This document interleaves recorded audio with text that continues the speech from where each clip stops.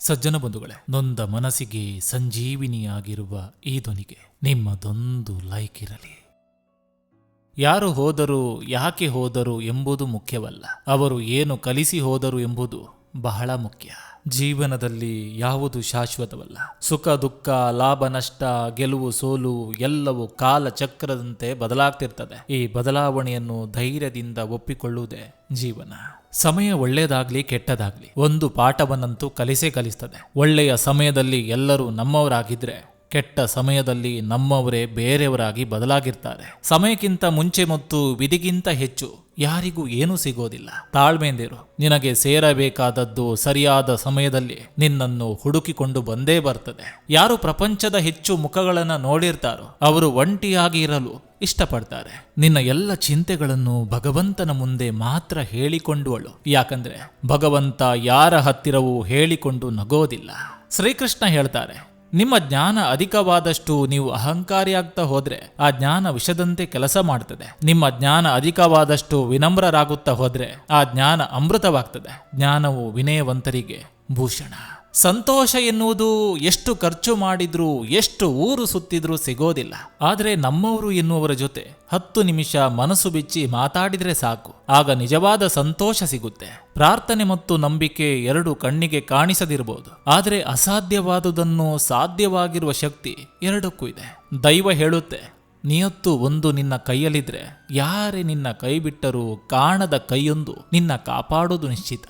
ಜೀವನದಲ್ಲಿ ಕಲಿಯಬೇಕಾಗಿರುವ ಅತೀ ದೊಡ್ಡ ಪಾಠವೆಂದ್ರೆ ಶಾಂತವಾಗಿರೋದು. ವಿಧಿ ಹೇಳ್ತದೆ, ನಿಮ್ಮನ್ನು ಅಳಿಸಿದವರು ನಿಮಗಿಂತ ಜಾಸ್ತಿ ಅಳ್ತಾರೆ ಅಂತ. ಶ್ರೀಕೃಷ್ಣ ಹೇಳ್ತಾರೆ, ಇಲ್ಲಿ ತನಕ ಆಗಿದ್ದೆಲ್ಲವೂ ಒಳ್ಳೆಯದೇ, ಸದ್ಯಕ್ಕೆ ಆಗುತ್ತಿರುವುದೆಲ್ಲವೂ ಒಳ್ಳೆಯದೇ, ಮುಂದೆ ಆಗುವುದೆಲ್ಲವೂ ಒಳ್ಳೆಯದೇ. ಆದ ಕಾರಣ ಯಾವುದಕ್ಕೂ ಜಾಸ್ತಿ ಚಿಂತಿಸದಿರಿ, ಜಾಸ್ತಿ ಕೊರಗದಿರಿ. ನಿಮ್ಮ ಕೆಲಸಗಳನ್ನು ನೀವು ಸರಿಯಾಗಿ ಮಾಡಿ, ಎಲ್ಲವೂ ಒಳ್ಳೆಯದೇ ಆಗ್ತದೆ. ಮನುಷ್ಯನ ಮನಸ್ಸು ತನ್ನ ತಪ್ಪನ್ನು ಒಪ್ಪಿಕೊಳ್ಳುವಷ್ಟು ದೊಡ್ಡದಾಗಬೇಕು. ಆಗ ಅವನೊಳಗಿನ ಅಹಂಕಾರ ಸಣ್ಣದಾಗ್ತದೆ. ಅಹಂಕಾರ ಕರಗಿದಾಗ ಆತ್ಮದ ಬೆಳಕು ತಾನಾಗಿ ಹೊಳಿತದೆ. ದೇವರು ಕಷ್ಟಗಳನ್ನು ಯಾರಿಗೂ ಸುಮ್ಮನೆ ನೀಡೋದಿಲ್ಲ. ಅದನ್ನು ಸಹಿಸಿಕೊಳ್ಳುವ ಮತ್ತು ಎದುರಿಸುವ ತಾಕತ್ತು ಇದ್ದವರಿಗೆ ಮಾತ್ರ ನೀಡ್ತಾನೆ. ಯಾರ ಆಲೋಚನೆಗಳು ಹಾಗೂ ನಡತೆಗಳು ಸತ್ಯವಾಗಿರ್ತದೆಯೋ ಅವರ ಜೀವನದ ರಥಕ್ಕೆ ದೇವರು ಸಾರಥಿಯಾಗ್ತಾನೆ. ನಿನ್ನನ್ನು ತಿರಸ್ಕರಿಸಿದವರಿಗೆ ಏನು ಹೇಳದೆ ಬಿಟ್ಟು ಬಿಡು. ಒಂದು ದಿನ ಸಮಯವೇ ನಿನ್ನನ್ನು ತಿರಸ್ಕರಿಸಿದವರಿಗೆ ನಿನ್ನ ಕಡೆ ತಿರುಗಿ ನೋಡುವಂತೆ ಮಾಡ್ತದೆ. ಬದುಕು ನಮ್ಮ ಆಸೆಯಂತೆ ಅಲ್ಲ, ಭಗವಂತನ ಆಟದಂತೆ ನೆನಪಿರ್ಲಿ. ಹೆತ್ತವರನ್ನು ನೋಯಿಸಿ ಗೆದ್ದವರು ಇತಿಹಾಸದಲ್ಲಿಲ್ಲ, ಹೆತ್ತವರನ್ನು ಪೂಜಿಸಿ ಸೋತವರು ಚರಿತ್ರೆಯಲ್ಲೇ ಇಲ್ಲ. ಮನುಷ್ಯ ಕಲಿತಿರುವುದು ಅತಿ ಅಲ್ಪ, ಕಲಿತು ಸಾಧಿಸಬೇಕಾದದ್ದು ಸಾಗರದಷ್ಟಿದೆ. ಬದುಕಿನಲ್ಲಿ ಪಾಂಡಿತ್ಯ ಇದ್ದರೆ ಸಾಲದು, ಇದರ ಜೊತೆಗೆ ಅತಿ ಅವಶ್ಯಕವಾಗಿ ವಿನಯ ಮತ್ತು ವಿವೇಕವೂ ಇರಬೇಕು. ನಾವು ಮಾಡುವ ಕರ್ಮ ನಮ್ಮನ್ನು ಕಾಡುವುದು ಎಷ್ಟು ಸತ್ಯವೋ, ನಾವು ಮಾಡಿದ ಪುಣ್ಯ ನಮ್ಮನ್ನು ಕಾಪಾಡೋದು ಕೂಡ ಅಷ್ಟೇ ಸತ್ಯ. ನಿನ್ನ ಮೇಲೆ ನಿನಗೆ ನಂಬಿಕೆ ಇದ್ದರೆ ಜಗತ್ತೇ ನಿನ್ನ ಜೊತೆಯಾಗ್ತದೆ. ಸೋಲು ಅಂತಿಮವಲ್ಲ, ಅದು ಗೆಲುವಿನ ಮೊದಲ ಪಾಠ. ತಾಳ್ಮೆ ಹೇಗಿರ್ಬೇಕಂದ್ರೆ, ನಮಗೆ ಅವಮಾನ ಮಾಡಿರೋರು ಒಂದು ಸಲ ಯೋಚನೆ ಮಾಡಬೇಕು, ನಾನು ತಪ್ಪು ಮಾಡಿಬಿಟ್ಟೆ ಅಂತ. ಕಾಲಾಯ ತಸ್ಮೈ ನಮಃ. ಒಬ್ಬರ ವ್ಯಕ್ತಿತ್ವವನ್ನು ಆತನ ಸದ್ಗುಣಗಳಿಂದ ಅಳೆಯಬೇಕೇ ಹೊರತು ಅವನ ಆಸ್ತಿ, ಅಂತಸ್ತು ಅಥವಾ ಅಧಿಕಾರಗಳಿಂದಲ್ಲ. ಅಣಕಿಸುವವರು ಇರಬೇಕು, ಟೀಕಿಸುವವರು ಇರಬೇಕು, ಹೀಯಾಳಿಸುವವರು ಇರಬೇಕು. ಅವರಿಗೆ ಮಾತ್ರ ಗೊತ್ತು ನಮ್ಮ ಸಾಮರ್ಥ್ಯ. ಅವರೇ ನಮ್ಮನ್ನು ಸದಾಕಾಲ ಜಾಗೃತವಾಗಿರುವ ಕಾವಲುಗಾರರು. ಬೆಲೆ ಗೊತ್ತಿಲ್ಲದವರ ಬಳಿ ವಜ್ರ ಕೊಟ್ಟರೂ ಕೂಡ ಅದು ಕೇವಲ ಕಲ್ಲು. ಮುಂದೆ ಸಾಗುವ ವ್ಯಕ್ತಿ ಯಾರಿಗೂ ಹಾನಿ ಮಾಡೋದಿಲ್ಲ, ಆದರೆ ಇತರರಿಗೆ ಹಾನಿ ಮಾಡುವವನು ಎಂದಿಗೂ ಮುಂದೆ ಸಾಗುವುದಿಲ್ಲ. ನಾವು ದೊಡ್ಡವರಾದಾಗ ನಮಗೆ ಪೆನ್ಸಿಲ್ ಬದಲಿಗೆ ಪೆನ್ ನೀಡಲಾಗ್ತದೆ. ಯಾಕಂದ್ರೆ ನಮ್ಮ ತಪ್ಪುಗಳನ್ನು ಅಳಿಸುವುದು ಇನ್ನು ಮುಂದೆ ಸುಲಭವಲ್ಲ ಎಂಬುದನ್ನು ನಮಗೆ ಅರ್ಥ ಮಾಡಿಸಲು.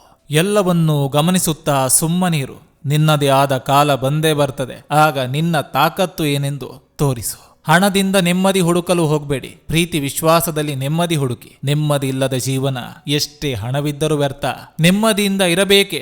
ನಕಾರಾತ್ಮಕ ವಿಷಯಗಳು ಮತ್ತು ಟೀಕೆ ನಿಂದನೆಗಳಿಗೆ ಕಿವಿಕೊಡದೆ, ನಾವಾಯಿತು ಮತ್ತು ನಮ್ಮ ಕೆಲಸವಾಯಿತು ಎಂದು ಪರಿಶ್ರಮ ಹಾಕಿದರೆ ಯಶಸ್ಸು ಮತ್ತು ನೆಮ್ಮದಿ ಕಟ್ಟಿಟ್ಟ ಬುತ್ತಿ.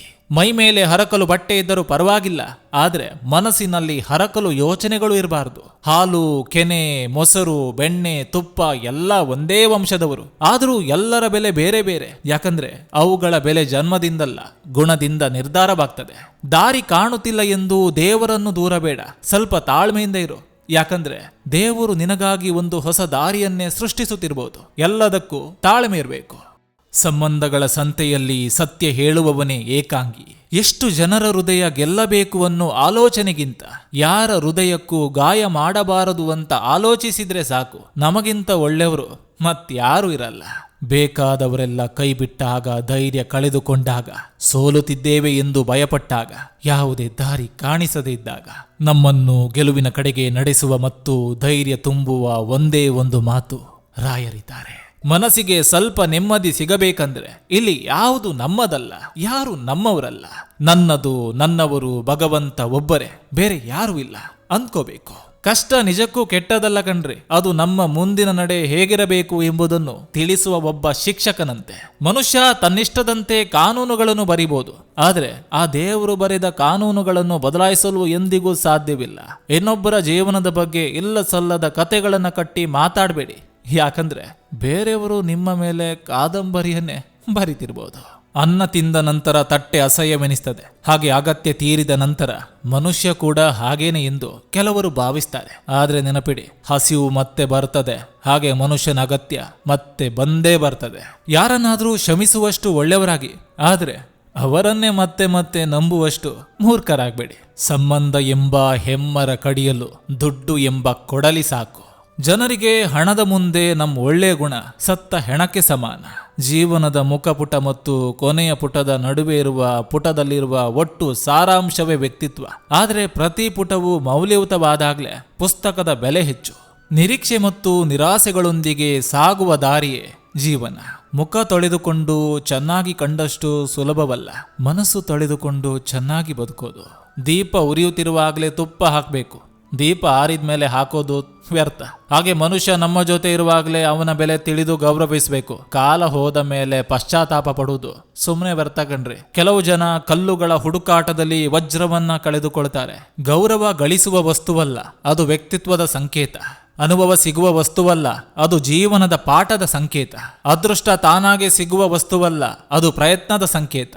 1000 ಕಾಗೆಗಳು ಕೂಗಾಡಿದ್ರೇನು ಒಂದು ಕೋಗಿಲೆಯ ಧ್ವನಿಯನ್ನು ಸರಿದೂಗಿಸಲಾಗದು. ಹಾಗೆ 1000 ಜನ 1000 ಕೊಂಕು ಮಾತಾಡಿದ್ರೇನು ಒಂದು ಒಳ್ಳೆಯ ವ್ಯಕ್ತಿಯ ವ್ಯಕ್ತಿತ್ವವನ್ನ ಯಾವತ್ತೂ ವಿರೂಪಗೊಳಿಸಲಾಗದು. ಸಜ್ಜನ ಬಂಧುಗಳೇ, ಬೆಣ್ಣೆ ಸವರಿದ ಮಾತುಗಳನ್ನು ಆಡುವವರಿಗೆ ಇರುವ ಬೆಲೆ ಹಸಿದಾಗ ಅನ್ನಕ್ಕೆ ತುಪ್ಪ ಬೆರೆಸಿ ತಿನ್ನಿಸಿದವರಿಗಿಲ್ಲ. ಜೀವನದಲ್ಲಿ ಜಾತಕ ಹೊಂದಾಣಿಕೆ ಇಲ್ಲದೆ ಉಳಿಯುವ ಅದ್ಭುತ ಸಂಬಂಧವೆಂದ್ರೆ ಸ್ನೇಹ ಮಾತ್ರ. ಯಾರು ನಿರಂತರ ಪರಮಾತ್ಮನ ನೆನಪಿನಲ್ಲಿ ಇರ್ತಾರೋ ಅವರಿಗೆ ಎಷ್ಟೇ ದೊಡ್ಡ ದೊಡ್ಡ ಸಂಕಟಗಳು ಬಂದರೂ ಅದು ತನ್ನಿಂದ ತಾನೇ ದೂರವಾಗ್ತದೆ. ಕೆಲಸ ಹಾಳಾಗಿದ್ರೆ ಅದನ್ನು ಸರಿಪಡಿಸಬಹುದು, ವಿಷಯ ತಪ್ಪಾಗಿದ್ರೆ ಅದನ್ನು ಸರಿಪಡಿಸಬಹುದು. ಆದ್ರೆ ಆಲೋಚನೆಯೇ ಸರಿ ಇಲ್ಲದಿದ್ರೆ ಅದಕ್ಕೆ ಯಾವುದೇ ಔಷಧಿ ಇಲ್ಲ.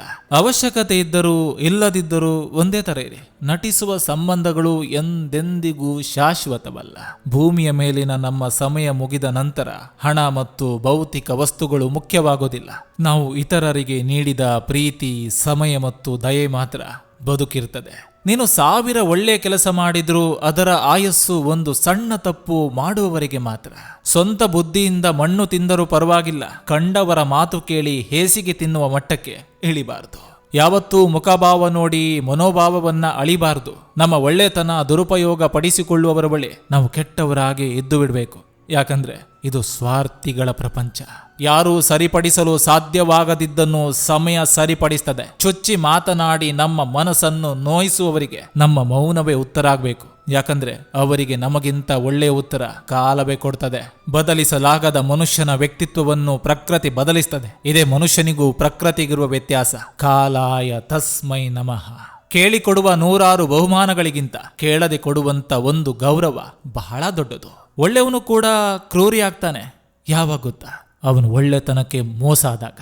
ಎಲ್ಲಾ ಸಂಬಂಧಗಳನ್ನು ಪರೀಕ್ಷಿಸಿ ನೋಡಿದೆ, ಬಂದ ಫಲಿತಾಂಶ ಮಾತ್ರ ಒಂದೇ: ಅವಶ್ಯಕತೆ. ನಿಯತ್ತಿಲ್ಲದ ಜನ ಕಣ್ರಿ. ಸಂಪತ್ತು ಬಂದರೆ ಸಂಬಂಧವನ್ನೇ ಮರೆಯೋ ಈ ಜನರ ಮಧ್ಯೆ ಒಂಟಿ ಆಗಿದ್ರೂ ಪರವಾಗಿಲ್ಲ, ಸ್ವಾಭಿಮಾನದಿಂದ ಬದುಕಬೇಕು. ಆಸೆಗಳು ಸಾಧಾರಣವಾಗಿದ್ರೆ ಬದುಕು ತನ್ನಿಂದ ತಾನೇ ಸುಧಾರಣೆ ಆಗ್ತದೆ. ಹೊರಗಿನ ಜನ ನಿಮ್ಮ ಬಗ್ಗೆ ಮಾತನಾಡಲಿ, 1000 ಮಾತನಾಡಲಿ, ನೀವು ತಲೆ ಕೆಡಿಸಿಕೊಳ್ಳುವ ಅಗತ್ಯವಿಲ್ಲ. ಯಾಕಂದ್ರೆ ನಿಮ್ಮ ಪರಿಸ್ಥಿತಿ ತಿಳಿದಿರುವುದು ನಿಮಗೆ ಹೊರತು ಅವರಿಗಲ್ಲ. ಕೋಪ ಹುಟ್ಟು ಗುಣವಲ್ಲ, ಕೆಲವರಿಂದ ನಮ್ಮಲ್ಲಿ ಹುಟ್ಟುವ ಗುಣ. ಯೋಗ್ಯತೆ ಮೀರಿದ ಬಯಕೆಗಳು ಅನಾಹುತಕ್ಕೆ ದಾರಿ. ನೇರವಾಗಿ ಮಾತನಾಡುವವರಿಗೆ ಕೆಲವರು ಕೆಟ್ಟವರು ಎಂಬ ಪಟ್ಟ ಕಟ್ತಾರೆ. ನಟಿಸಿ ನಾಟಕೀಯವಾಗಿ ಮಾತಾಡೋರಿಗೆ ಒಳ್ಳೆಯವರು ಎಂಬ ಪೀಠ ಕೊಡ್ತಾರೆ. ವಂಚಕರಿಗೆ ಕಿರೀಟವಾಗುವುದಕ್ಕಿಂತ ಉತ್ತಮರಿಗೆ ಪಾದುಕೆ ಆಗುವುದೇ ಶ್ರೇಷ್ಠ. ಕೆಟ್ಟವರಾದ್ರೆ ಕರ್ಮ ಬಿಡಲ್ಲ, ಹಾಗಂತ ತುಂಬಾ ಒಳ್ಳೆಯವರಾದ್ರೆ ಸಮಾಜ ಬಿಡಲ್ಲ. ತಪ್ಪು ಮಾಡಿದ್ದು ತಪ್ಪಲ್ಲ, ಆ ತಪ್ಪನ್ನು ನೀನು ಸರಿಪಡಿಸಿಕೊಳ್ಳದಿರುವುದು ದೊಡ್ಡ ತಪ್ಪು. ನನಗೆ ನಟಿಸಲು ಬರೋದಿಲ್ಲ. ಕೋಪ ಬಂದ್ರೆ ಕೋಪವನ್ನೇ ತೋರಿಸ್ತೇನೆ, ಇಷ್ಟವಾದ್ರೆ ನಗುತ್ತಾ ಮಾತಾಡ್ತೇನೆ ಅಷ್ಟೇ ಹೊರತು ಗಂಟಲಲ್ಲಿ ವಿಷವನ್ನಿಟ್ಕೊಂಡು ತುಟಿಗಳ ಮೇಲೆ ಸಿಹಿಯಾಗಿ ನಟಿಸಲು ನನಗೆ ಬರೋದಿಲ್ಲ ಕಣ್ರಿ.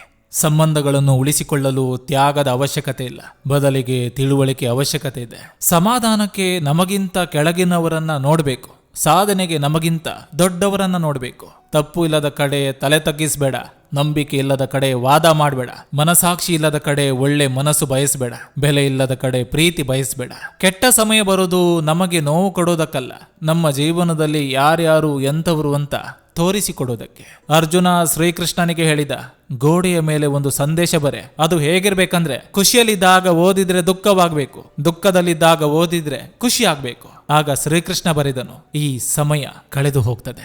ಕಂಡಿರುವ ಕನಸಿಗೂ ನಡೆಯುತ್ತಿರುವ ದಾರಿಗೂ ಸಂಬಂಧವೇ ಇಲ್ಲ.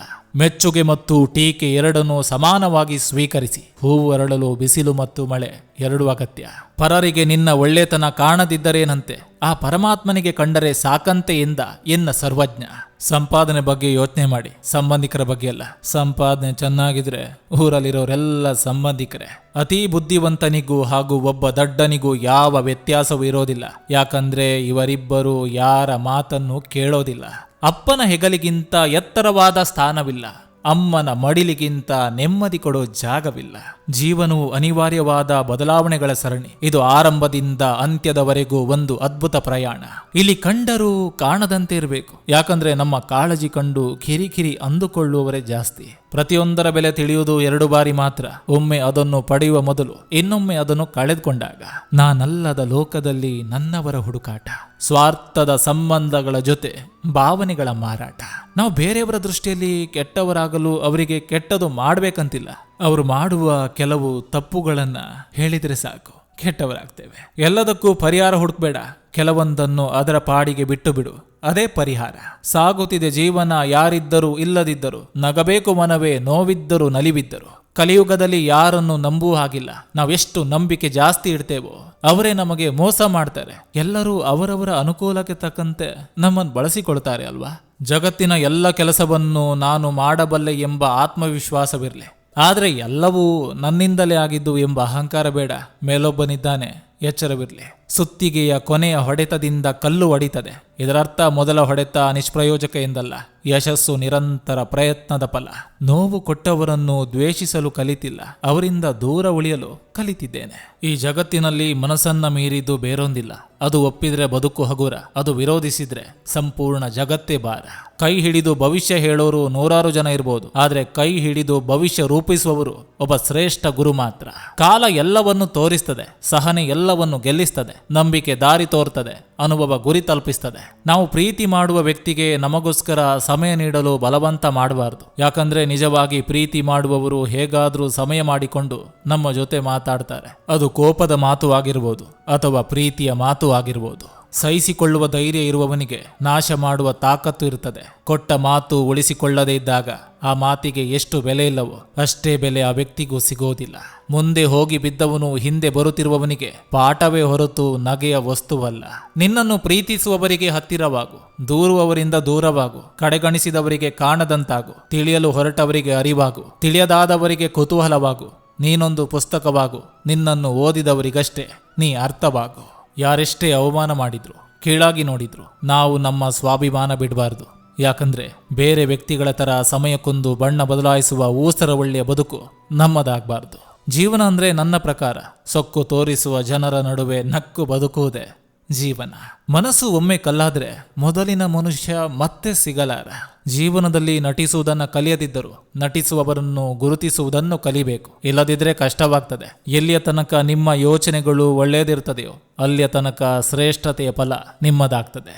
ಇನ್ನೊಬ್ಬರ ಮನಸ್ಸಲ್ಲಿ ನಮ್ಮ ಬಗ್ಗೆ ಒಳ್ಳೆಯ ಅಭಿಪ್ರಾಯಗಳು ಇಲ್ಲ ಅಂದಮೇಲೆ ನಾವೇ ಅವರಿಂದ ಮೌನವಾಗಿ ದೂರ ಇರೋದು ಒಳ್ಳೆಯದು. ಇದರಿಂದ ನಮಗೆ ಮರ್ಯಾದೆ, ಅವರಿಗೆ ನೆಮ್ಮದಿ ಎರಡೂ ಸಿಗುತ್ತೆ. ಸತ್ಯದ ಬಡತನವಿದ್ದರೂ ಪರವಾಗಿಲ್ಲ, ಆದ್ರೆ ಸುಳ್ಳಿನ ಶ್ರೀಮಂತಿಕೆ ಬೇಡ. ಒಂದೊಂದ್ ಸಾರಿ ಒಂಟಿಯಾಗಿರೋದೇ ಒಳ್ಳೇದನಿಸ್ತದೆ. ಯಾಕಂದ್ರೆ ಯಾರ ಮಾತಿಗೂ ಬೇಜಾರು, ನೋವು ಪಡೋ ಅವಶ್ಯಕತೆ ಇರೋದಿಲ್ಲ ಮತ್ತು ನಮ್ಮಿಂದ ಯಾರು ಬೇಜಾರಾಗೋ ಸ್ಥಿತಿ ಕೂಡ ಬರೋದಿಲ್ಲ. ಯಾವಾಗ ನಮ್ಮ ತಪ್ಪನ್ನು ನಾವೇ ತಿದ್ದಿಕೊಳ್ಳಲು ಪ್ರಯತ್ನ ಪಡ್ತೇವೋ ಆಗ ನಮ್ಮನ್ನು ಸೋಲಿಸಲು ಯಾರಿಂದಲೂ ಸಾಧ್ಯವಿಲ್ಲ. ಸಂಬಂಧ ಉಳಿಯುವುದಾದ್ರೆ ನೀನೇ ತಲೆಬಾಗು. ಪ್ರತಿ ಬಾರಿ ನೀನೇ ತಲೆಬಾಗುವುದಾದ್ರೆ ಆ ಸಂಬಂಧವನ್ನೇ ಬಿಟ್ಟು ಬಿಡು. ಲೈಫ್ ಚೇಂಜ್ ಆಗುತ್ತೋ ಇಲ್ಲೋ ಗೊತ್ತಿಲ್ಲ, ಆದ್ರೆ ಜೊತೆಲಿರೋರು ಮಾತ್ರ ಚೇಂಜ್ ಆಗ್ತಾರೆ. ಸರಿ ಇಲ್ಲದ ಜಾಗ ಮತ್ತು ಸರಿ ಇಲ್ಲದ ಜನರಿಂದ ಸರಿಯಾದ ಸಮಯಕ್ಕೆ ಹೊರಗೆ ಬರುವುದು ಕೂಡ ದೇವರ ಚಿತ್ತವೇ ಸರಿ. ಎತ್ತಿ ಎಸೆದ ಮೇಲೆ ಕೆಲವರಿಗೆ ಗೊತ್ತಾಗೋದು ಕೈಯಲ್ಲಿದ್ದಿದ್ದು ಕಲ್ಲಲ್ಲ, ವಜ್ರ ಅಂತ.